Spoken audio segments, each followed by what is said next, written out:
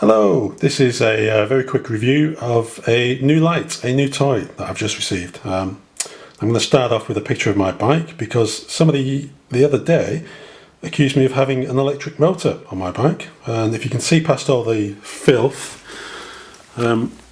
which has accrued over the winter, you'll see that there's definitely no motor on there. See, motors are for disabled people, or if you're not disabled, lazy. Anyway, here's what I'm doing today. That, if you can see, is a little attachment for the seat post for the new light that I've got, which is just over here. There it is.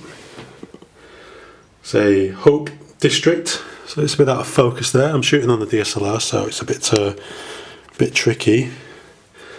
There it is. Hope District. It's about 85 quid for the light. You can get a splitter cable for the included in the 85 quid, but I went with a slightly more expensive 125 quid option. So I'd have the spare battery. I already have a Hope front light on the bike, which is here. The battery's, I've taken the battery off at the moment because I'm going to rearrange a few things, but the splitter cable that you can get with the £85 version of this light means you can share one battery. I sometimes go on quite long night rides, so I would rather have two batteries just in case the front runs out of juice and goes into low power mode. I'd rather have the rear light on low power mode and the front light to see where I'm going down those dark unlit country lanes. So I'll show you the clamp, which is just down here. It's I'll just refocus. So it's just the usual high quality Hope clamp made out of CNC aluminium, and essentially what happens is the light mounts on through there, through that little hole, and twists around in that keyhole there, so it doesn't come back out. And this little plastic clip here is so that the light has got some movement up and down. So if it didn't have that movement, if it was just clamped directly onto the saddle post, it would point downwards somewhere down there. But because you've got this on, you can angle it so it's pointing pretty much at the driver's eyes, which is what you want, really. So I'll just pause it there, and the next shot I'll show you will be the light attached. Okay, so that's the lamp in position.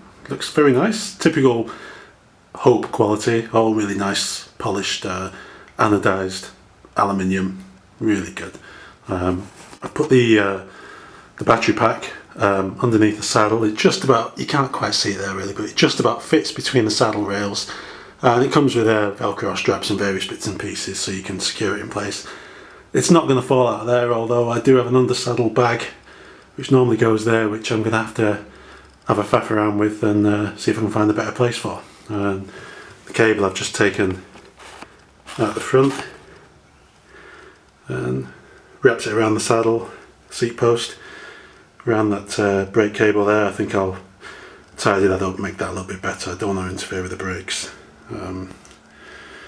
So I've taken one of my lights off, but this is one of the lights I've had for a long time. This is about 80% battery level at the moment. It's one of those smart 5 watt, they cost about 10 or 12 pounds, I think. Little LED light, really good light. If you're on a budget, I would advise anyone to get a light like this. There's no way, I mean, you can see how bright that is. That's on full brightness. Absolutely no way you can be missed by any motorist if you've got one of these on. So cheap.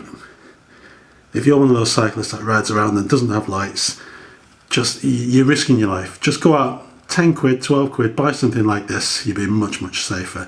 So I've turned this one on. The camera's on manual exposure at the moment, so I'm going to turn on the Hope District point them both at the straight down the lens, just so you can see the difference in brightness. So turn that on. That's full brightness. I'm going to blind myself now. There we go. Massively overexposed. If I look into that now, actually it gives me after images, it's so bright. And compare with the Smart, which is a really, really bright light. Really good value for money. Look at the difference. Absolutely superb. It's got quite a few different modes. I'll put it onto, I'll just put it onto manual auto exposure, just so it doesn't blind everyone all the time. Okay, so I've changed the camera to automatic exposure now, so you can see a little bit more of what's happening. I'll show you some of the light's features. There's a button on top there, just beneath my thumb, which cycles through the different modes. It starts off on the low power mode, then goes to medium and to high, as it's on now. I press it again. So that's sort of the pulsating mode there. That's a mode that should be instantly recognisable to any observant motorist. Nobody can mistake this as being anything but a bicycle. Missed one there.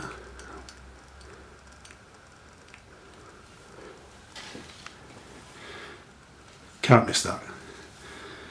If you're driving a car or a lorry or something and you miss that, you're blind. You shouldn't be driving. And off again. The quick release is really, really simple actually. It's just a spring-loaded button on the back. It's a bit tricky for me to do with one hand, but I'll show you the general idea. Just kind of pushes in, rotates 90 degrees. Difficult with one hand this, and comes out, and you can see the button there. That pushes against the back of that little plastic clamp which I showed you earlier. And it's the, I won't try and put it on with one hand because I'll just embarrass myself. It's the opposite to get it back on. Some people may say 85, £100, £130 is a hell of a lot to spend on a light. The way I rationalise these things to myself is if I was lying in a hospital bed, would I be glad of saving myself £100 on the cost of a light when I can spend easily that in a week on fuel for my car, 4 times that a month on my mortgage, God knows what I spend on gas, electricity, food, all the rest of it. If you ask me, it's an absolute bargain for something that may well save your life. Same on the front as well. This is a few years old now, this light, but it's really designed for off-roading, but nobody has ever failed to see me with this light. In fact, I've had many motorists slow down and complain that it's too bright. Well, I'm sorry Mr. Motorist, but if you're complaining it's too bright, then that means you've seen me, and that means I'm safe, so I'm quite happy. And I haven't come across a single car that hasn't blinded me completely on normal beams, not on full beams, when I've been riding down an unlit country lane. So if you can give it, you can take it, as far as I'm concerned. So there you go, there's my crappy review of a Hope District light. I hope it made a welcome change to the usual YouTube video clips, which are usually me shouting at errant motorists. So have fun, happy cycling this winter.